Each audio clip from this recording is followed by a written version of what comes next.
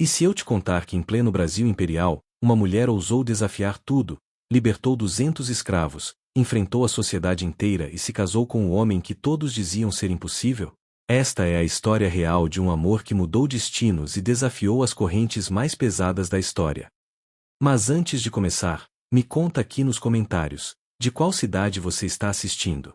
E se você gosta de histórias reais que emocionam e inspiram, se inscreve no canal e ativa o sininho para não perder nenhuma história incrível como esta. Agora sim, vamos começar. O sol escaldante de março de 1850 castigava as terras da fazenda Santa Cruz, propriedade do coronel Sebastião Ferreira da Silva, um homem de 60 anos cuja rigidez era conhecida em toda a província. Seus olhos cinzentos jamais demonstravam compaixão, e sua voz áspera ecoava pelos canaviais como um chicote invisível. Naquela manhã, uma comitiva de homens acorrentados atravessava o portão principal, conduzidos por mercadores vindos do litoral. Dona Helena Ferreira observava da varanda da Casa Grande, seu vestido de linho branco contrastando com a atmosfera pesada que pairava sobre a propriedade. Aos 32 anos, ela havia se tornado uma sombra silenciosa naquela casa, casada há 15 anos com um homem que a tratava como mero ornamento. Sebastião nunca lhe dirigia palavras gentis, apenas ordens secas sobre a administração doméstica e supervisão ocasional dos escravos. A solidão de Helena era profunda como os poços da fazenda, e sua beleza melancólica refletia anos de desprezo e indiferença. Helena, venha cá.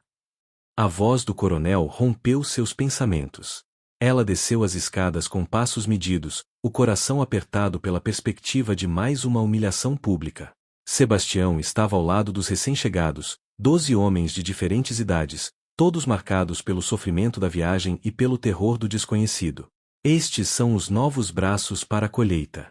Você cuidará de distribuí-los nas senzalas e definir suas funções. Quero que comecem amanhã ao amanhecer. Helena assentiu em silêncio, seus olhos percorrendo os rostos exaustos à sua frente.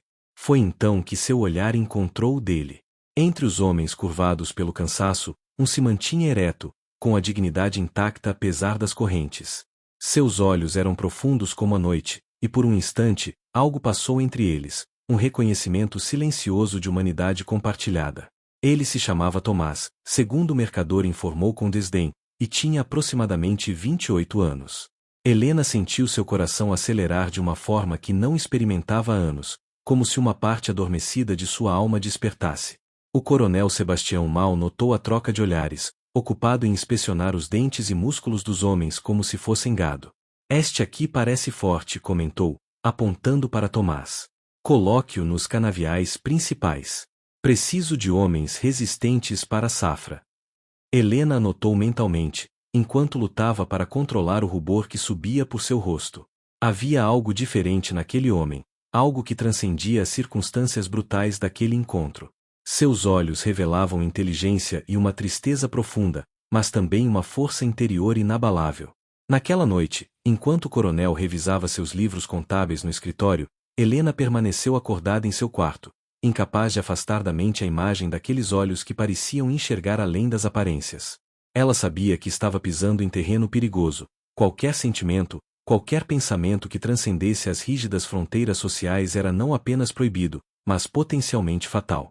Contudo, pela primeira vez em 15 anos de casamento vazio, Helena sentiu algo se mover em seu peito, uma centelha de esperança, minúscula e assustadora, mas inegavelmente viva. Os dias seguintes transcorreram em uma rotina aparentemente normal, mas carregada de uma tensão invisível.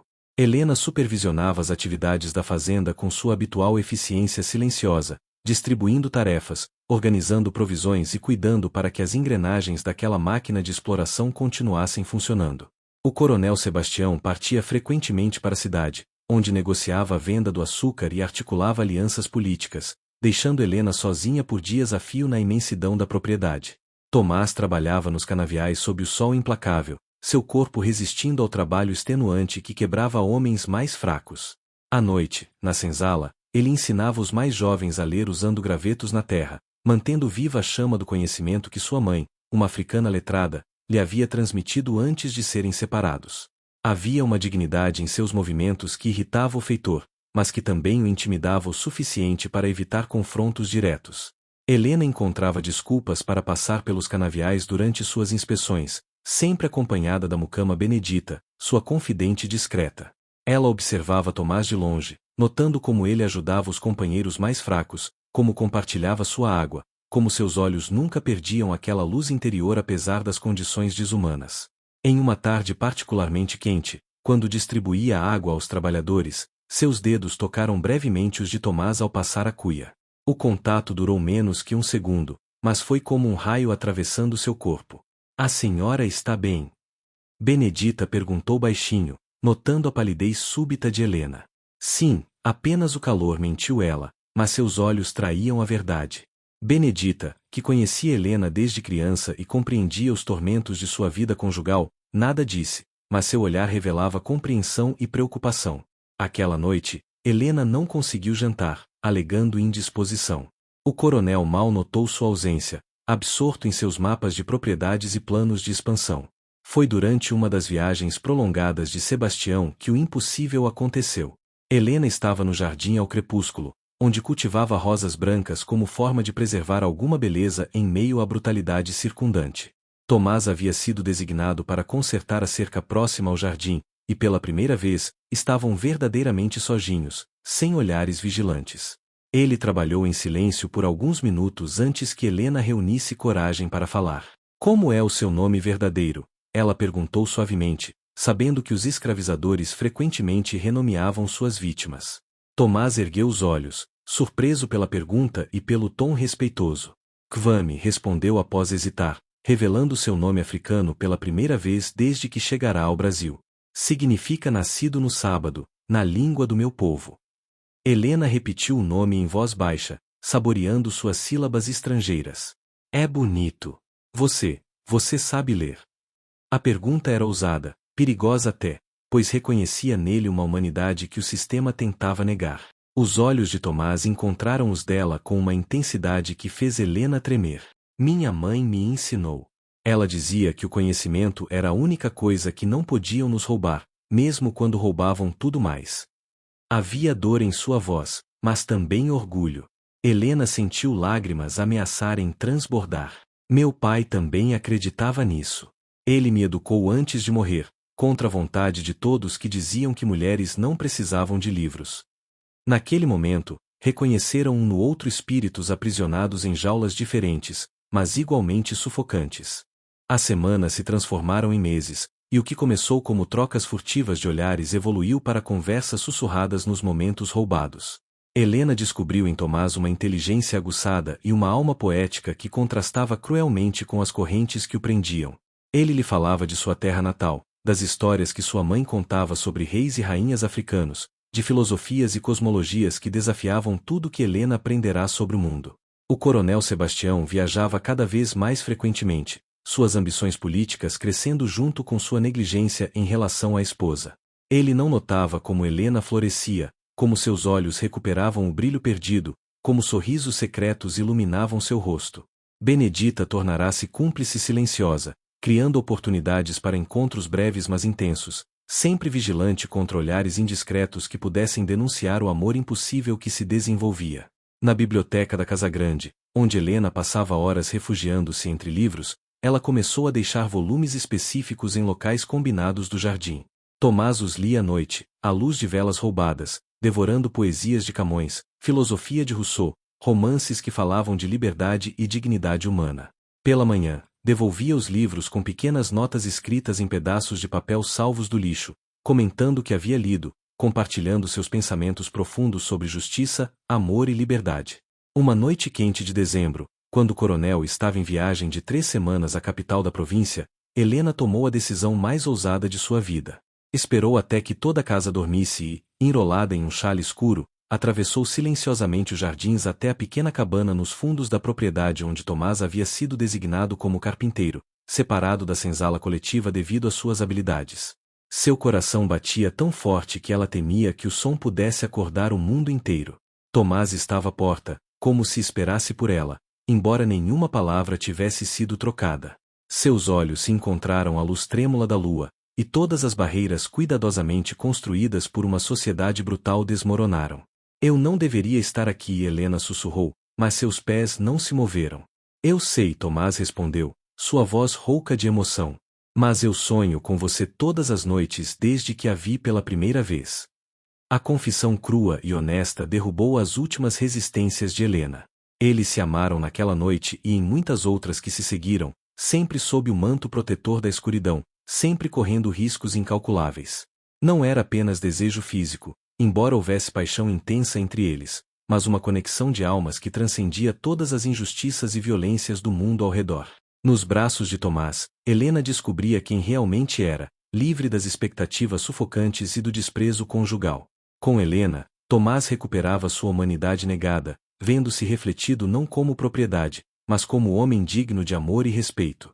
Benedita montava guarda discreta, seu próprio coração partido por amores impossíveis do passado, protegendo aquele pequeno oásis de felicidade proibida.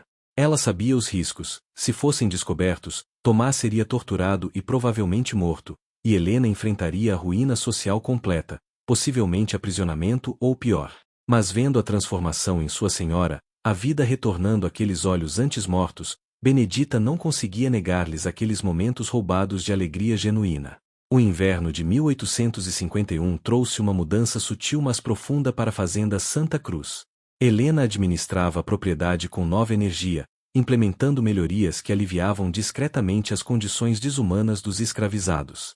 Ela aumentou as rações de comida, permitiu mais tempo de descanso, e intercedia junto ao feitor quando as punições se tornavam excessivamente cruéis. Os escravizados notavam a mudança, embora não compreendessem sua origem, e uma gratidão silenciosa florescia entre eles. Tomás tornará-se não apenas amante de Helena, mas seu confidente intelectual e guia espiritual. Ele lhe falava sobre as injustiças do sistema que os aprisionava a ambos, ela em um casamento sem amor e expectativas sociais, ele em correntes literais. Você é tão escrava quanto eu, ele lhe disse certa noite, suas palavras soando como revelação. Suas correntes são de ouro e as minhas de ferro, mas ambos vivemos sem liberdade verdadeira. Helena chorou naquela noite, reconhecendo a verdade profunda dessas palavras. O coronel Sebastião, alheio à transformação de sua esposa, tornava-se cada vez mais absorto em suas ambições políticas. Ele aspirava a um cargo na Assembleia Provincial e passava semanas na capital, cortejando autoridades e tramando alianças. Quando retornava à fazenda, tratava Helena com a mesma indiferença de sempre, exigindo apenas que ela mantivesse as aparências sociais adequadas durante os raros jantares que promovia para visitantes importantes. Durante esses jantares formais, Helena representava perfeitamente o papel de esposa decorosa e silenciosa, servindo vinho e sorrindo educadamente para os convidados enquanto discussões sobre política e preços do açúcar dominavam a mesa. Mas seu coração estava no pequeno quarto nos fundos da propriedade, onde Tomás aguardava nas sombras. Às vezes, durante essas ocasiões sociais, seus olhos se encontravam brevemente através das janelas, e aquele contato visual sustentava Helena através das horas tediosas de falsidade e hipocrisia. Foi durante uma dessas visitas que um fazendeiro vizinho, Dom Augusto Pereira, observou Helena com atenção incomum. Ele era um homem de 50 anos, viúvo recente e conhecido por sua crueldade excepcional para com seus escravizados. Sebastião, sua esposa parece diferente, comentou ele, os olhos estreitos. Há um brilho nela que não me lembro de ver antes. O coronel riu desdenhosamente. Mulheres são criaturas de humores variáveis, Augusto. Não desperdice seu tempo tentando compreendê-las. Mas uma semente de suspeita havia sido plantada. Helena percebeu o olhar escrutinador de Dom Augusto e sentiu um calafrio percorrer sua espinha. Depois que os convidados partiram, ela permaneceu acordada, o medo apertando seu coração. Pela primeira vez, considerou verdadeiramente as consequências catastróficas que a descoberta de seu romance traria. Não era apenas sua vida que estava em risco, mas principalmente a de Tomás. A lei não oferecia proteção alguma a escravizados que se envolvessem com mulheres brancas, apenas morte brutal e exemplar. Naquela noite, quando finalmente conseguiu escapar para encontrar Tomás, ela entrou em seus braços tremendo. Talvez devêssemos parar, sussurrou, embora as palavras queimassem sua garganta. Talvez seja loucura demais. Tomás segurou seu rosto entre as mãos, seus olhos brilhando à luz da vela. Eu vivi em correntes toda a minha vida, Helena. Mas estar com você é a única vez que me sinto verdadeiramente livre. Se devemos pagar por esses momentos de liberdade, que seja assim. Mas não posso voltar atrás agora. Eu te amo. Era a primeira vez que ele pronunciava essas palavras. Helena chorou, dividida entre amor e terror, sabendo que já era tarde demais para voltar atrás. A primavera de 1851 chegou com chuvas torrenciais que transformaram os caminhos da fazenda em rios de lama e atrasaram a colheita. O coronel Sebastião tornará-se cada vez mais irritadiço, suas ambições políticas frustradas por rivais mais astutos e sua fortuna ameaçada pelos preços flutuantes do açúcar no mercado internacional. Ele começou a beber mais pesadamente, seu temperamento já difícil deteriorando-se em episódios de fúria que aterrorizavam os trabalhadores da Casa Grande. Helena suportava as explosões de raiva com a mesma resignação silenciosa de sempre, mas agora tinha Tomás como refúgio emocional. Suas conversas noturnas tornaram-se mais urgentes, mais intensas. Eles faziam planos impossíveis: fugir para o norte, onde algumas províncias começavam a questionar a escravidão, escapar para um quilombo que rumores diziam existir nas montanhas distantes, criar alguma forma de comprar a liberdade de Tomás. Todos os planos eram fantasiosos, mas lhes davam esperança de um futuro além das paredes que os aprisionavam. Dom Augusto Pereira voltou à fazenda em uma tarde chuvosa de outubro, oficialmente para discutir negócios com o coronel, mas seus olhos vasculhavam a propriedade com suspeita mal disfarçada.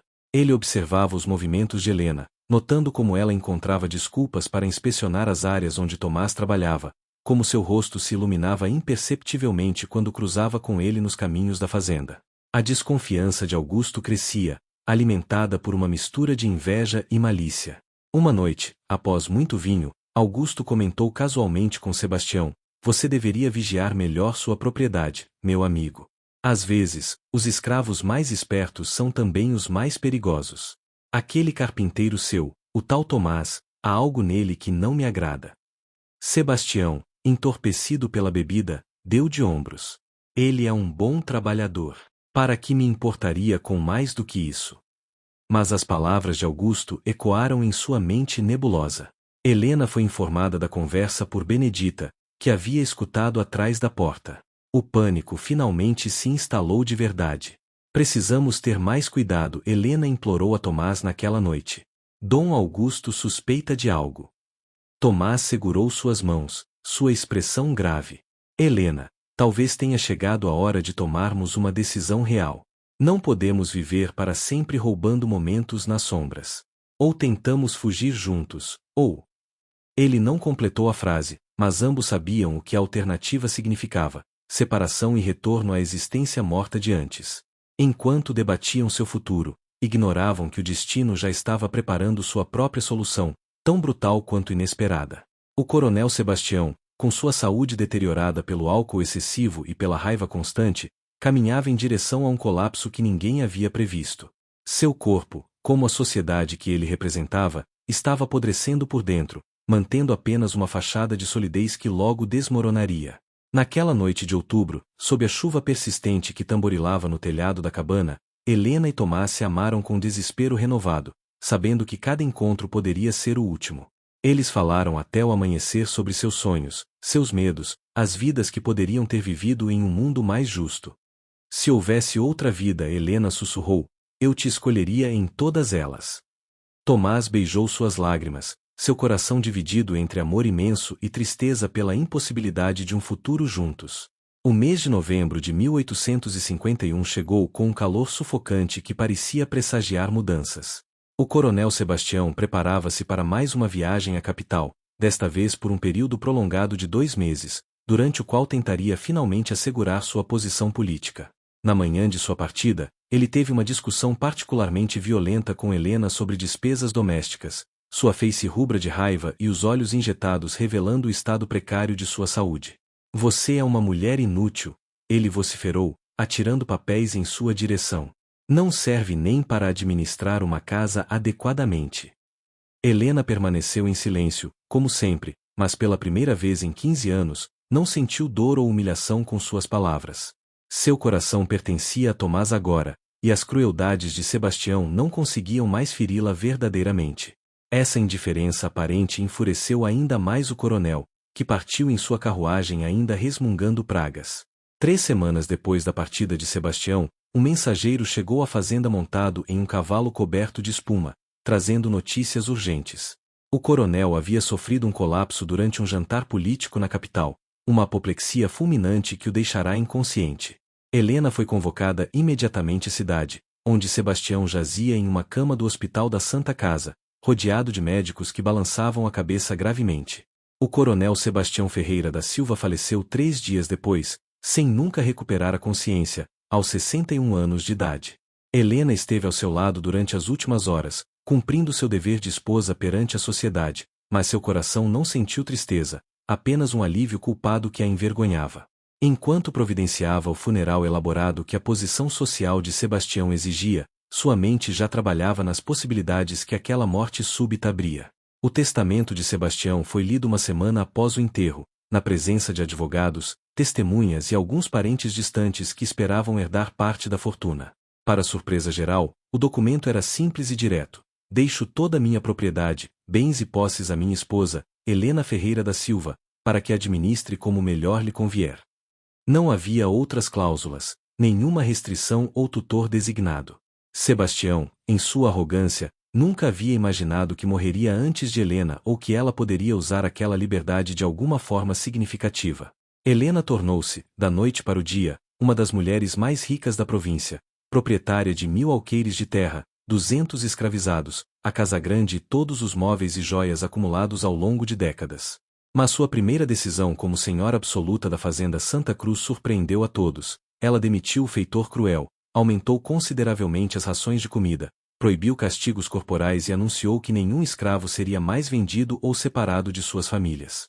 A senhora enlouqueceu? Perguntou Dom Augusto Pereira, que visitou a fazenda ostensivamente para apresentar condolências mas na verdade para avaliar se Helena seria uma administradora fraca que ele poderia manipular ou comprar. Essas reformas arruinarão a produtividade. Helena o encarou com uma firmeza nova, nascida de anos de submissão finalmente rompida. Esta é minha propriedade agora, Dom Augusto. Administrarei como julgar adequado. Pela primeira vez em sua vida, ela exercia poder real, e a sensação era embriagadora. Os meses seguintes à morte do coronel foram um período de transformação radical na fazenda Santa Cruz. Helena implementou mudanças que chocavam os fazendeiros vizinhos e provocavam fofocas escandalosas nos salões da província. Ela mandou construir casas melhores para os escravizados, estabeleceu um sistema onde eles poderiam cultivar suas próprias hortas e vender o excedente, e, mais surpreendente de tudo, começou a pagar pequenos salários aos trabalhadores, permitindo que acumulassem recursos para eventualmente comprar sua liberdade. Tomás foi promovido a administrador da fazenda, oficialmente devido às suas habilidades organizacionais e conhecimento de carpintaria e engenharia. Ele coordenava as plantações, supervisionava as construções e implementava melhorias técnicas que aumentaram a produtividade mesmo com menos horas de trabalho forçado. Os escravizados o respeitavam profundamente, e ele usava sua posição para educá-los em segredo, ensinando-os a ler e contar, preparando-os para a liberdade que Helena prometera a todos. As visitas noturnas de Helena à cabana de Tomás agora podiam ocorrer com mais frequência e menos medo, embora ainda mantivessem discrição. Mas a sociedade provincial não era cega. Rumores começaram a circular, a viúva rica e o escravo administrador, sempre conversando, sempre próximos. Dom Augusto Pereira tornará-se o principal propagador das fofocas, sua malícia alimentada pelo fato de Helena ter rejeitado sua proposta de casamento 3 meses após a morte de Sebastião. É uma desgraça. Dom Augusto vociferava nos clubes sociais da cidade. Uma mulher branca de boa família, envolvida com um escravo. Sebastião deve estar se revirando no túmulo. Alguns concordavam escandalizados, outros defendiam Helena cautelosamente, lembrando que ela era livre para administrar sua propriedade como desejasse. Mas todos concordavam que algo precisava ser feito antes que o exemplo de Helena inspirasse outras mulheres a desafiarem as normas estabelecidas. Um ano após a morte do coronel, Helena tomou a decisão que mudaria suas vidas para sempre. Em uma manhã de março de 1853, ela reuniu todos os trabalhadores da fazenda no pátio principal e, com as mãos tremendo mas a voz firme, anunciou: a partir deste momento, todos vocês estão livres. Preparei cartas de alforria para cada um. Aqueles que desejarem permanecer trabalhando aqui serão pagos justamente. Aqueles que quiserem partir, terão provisões e dinheiro para começarem uma nova vida. O silêncio inicial foi seguido por choro, gritos de alegria e incredulidade. 200 pessoas tornaram-se livres naquele instante, entre elas Tomás. Helena procurou seus olhos na multidão e viu lágrimas escorrendo por seu rosto, não apenas pela própria liberdade, mas pela coragem extraordinária que ela demonstrara. Benedita abraçou Helena, chorando também, murmurando bênçãos e orações de gratidão. Era um momento de triunfo moral em uma sociedade construída sobre opressão. A notícia espalhou-se pela província como fogo na palha seca. Helena foi denunciada como louca, radical, perigosa. O padre local recusou-se a recebê-la na igreja. As esposas dos fazendeiros atravessavam a rua quando a viam. Ameaças chegavam por carta, inclusive ameaças de morte. Dom Augusto liderava uma campanha para que as autoridades invalidassem as alforrias, argumentando que Helena estava mentalmente incapacitada e que os escravos eram propriedade adquirida legalmente que não poderia ser simplesmente descartada. Mas Helena contratara os melhores advogados da capital, que argumentaram que, como proprietária legal e viúva sem filhos nem tutores, ela tinha pleno direito de dispor de sua propriedade como desejasse. As alforrias foram validadas, estabelecendo um precedente legal perigoso para os defensores da escravidão. Helena tornará-se simultaneamente uma heroína para os abolicionistas emergentes e uma inimiga mortal para os escravocratas. Seu nome apareceu nos jornais do Rio de Janeiro e até de Lisboa, dividindo opiniões e provocando debates acalorados sobre os direitos das mulheres e o futuro da escravidão. 2 anos após libertar todos os escravizados da fazenda Santa Cruz, Helena enfrentou sua decisão mais ousada. Em uma noite quente de janeiro de 1855, ela e Tomás sentaram-se no jardim onde tudo havia começado, sob as rosas brancas que continuavam florescendo apesar de toda a tempestade que haviam enfrentado. "Case-se comigo", Helena disse, sua voz tranquila mas determinada. Tomás olhou para ela com uma mistura de amor, admiração e preocupação. "Você sabe o que isso significará. A sociedade nunca nos perdoará." Helena sorriu, e naquele sorriso havia uma força forjada através de anos de sofrimento e transformação. "A sociedade nunca me perdoou por ter um cérebro e uma vontade próprios. Nunca me perdoou por exercer meu direito legal sobre minha propriedade. Nunca me perdoou por reconhecer a humanidade em pessoas que eles preferem ver como objetos. Se já estou condenada, que seja por algo que realmente importa, por escolher o amor sobre o ódio, a verdade sobre a hipocrisia." Eles se casaram em uma cerimônia simples, realizada por um padre progressista da capital que simpatizava com a causa abolicionista. Apenas Benedita e alguns dos ex-escravizados que haviam escolhido permanecer na fazenda estavam presentes. Não houve vestido branco elaborado ou festa grandiosa, apenas votos sinceros trocados entre duas pessoas que haviam superado barreiras aparentemente intransponíveis para ficarem juntos. Quando Tomás colocou o anel no dedo de Helena, ambos choraram, sabendo que aquele momento era uma vitória não apenas pessoal, mas um pequeno golpe contra todo um sistema de opressão. A reação foi previsível e violenta. Dom Augusto liderou uma tentativa de linchar Tomás, mas Helena contratara guardas armados para proteger a propriedade. O bispo da província excomungou-a formalmente, embora ela já não frequentasse a igreja há anos. Alguns dos fazendeiros vizinhos tentaram organizar um boicote econômico à fazenda Santa Cruz, mas descobriram que os ex-escravizados agora livres trabalhavam com tal dedicação e eficiência que a produtividade da fazenda na verdade havia aumentado. Helena e Tomás transformaram a fazenda Santa Cruz em algo revolucionário para a época, uma cooperativa onde os trabalhadores recebiam parte dos lucros, tinham voz nas decisões importantes e eram tratados com dignidade. Eles criaram uma escola na propriedade, onde crianças negras e brancas aprendiam juntas, uma blasfêmia para os padrões da época. A fazenda tornou-se um refúgio para escravizados fugitivos, que eram discretamente ajudados em sua jornada para a liberdade ou recebiam trabalho remunerado se desejassem ficar. Com o passar dos anos, a fazenda Santa Cruz tornou-se lendária. Abolicionistas de todo o Brasil visitavam a propriedade como prova viva de que era possível uma economia sem escravidão. Joaquim Nabuco, ainda jovem, esteve lá e citou Helena em seus discursos. Luiz Gama, o grande advogado negro que libertara centenas através dos tribunais, correspondeu-se com Tomás, trocando estratégias e encorajamento. A fazenda era um farol de esperança em um oceano de brutalidade. Helena nunca teve filhos biológicos com Tomás, mas juntos adotaram 5 crianças órfãs, 3 negras e 2 brancas, criando-as sem distinção de cor ou origem. Essas crianças cresceram em um ambiente único no Brasil imperial, onde eram ensinadas que todas as pessoas possuíam dignidade igual, que o amor transcendia barreiras sociais artificiais, e que lutar pela justiça valia qualquer sacrifício. Algumas dessas crianças tornariam-se, décadas depois, importantes figuras no movimento abolicionista que finalmente triunfaria em 1888. À noite, quando a fazenda estava silenciosa, Helena e Tomás sentavam-se na varanda, suas mãos entrelaçadas, observando as estrelas. Eles conversavam sobre tudo, desde os desafios práticos de administrar a propriedade até filosofia, poesia e seus sonhos para um Brasil diferente. Você se arrepende? Tomás perguntou certa vez, referindo-se aos anos de ostracismo social e luta constante. Helena virou-se para ele, seus olhos refletindo a luz das estrelas. Jamais. Cada momento ao seu lado vale mais do que uma vida inteira de aprovação de pessoas que estão fundamentalmente erradas sobre o que significa ser humano. Os últimos anos do casal foram passados vendo as sementes que plantaram começarem a germinar.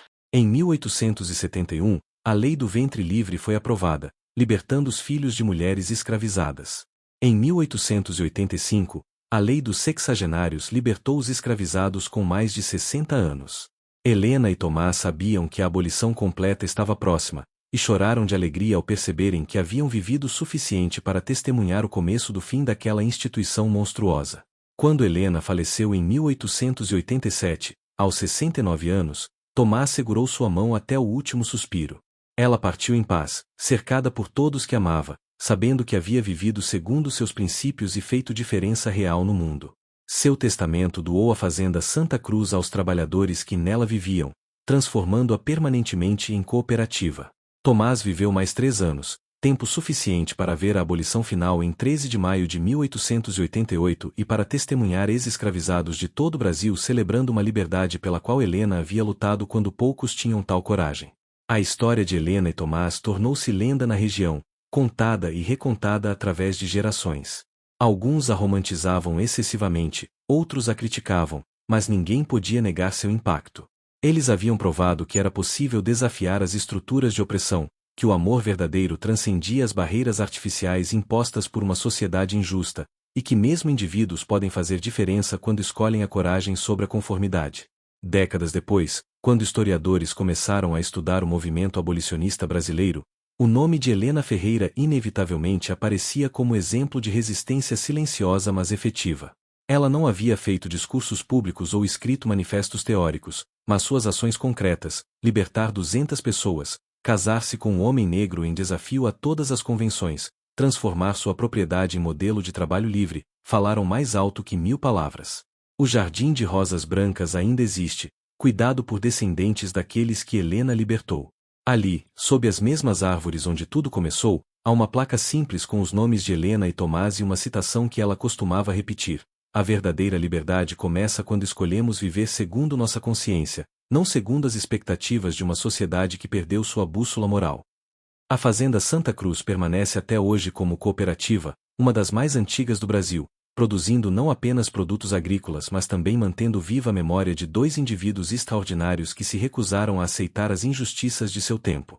Visitantes de todo o país vêm conhecer o lugar onde, em pleno século XIX, uma mulher branca e um homem negro enfrentaram juntos o ódio e o preconceito, provando que o amor e a justiça são forças mais poderosas que qualquer corrente.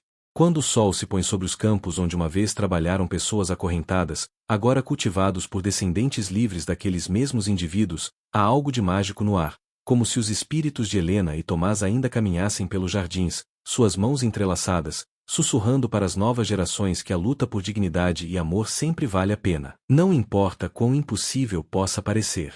E assim termina a história de um amor que desafiou as convenções mais profundas de seu tempo, que transformou vidas e destinos, e que permanece como testemunho de que mesmo nos períodos mais sombrios da história, a luz da humanidade pode brilhar através das ações de pessoas comuns que fazem escolhas extraordinárias.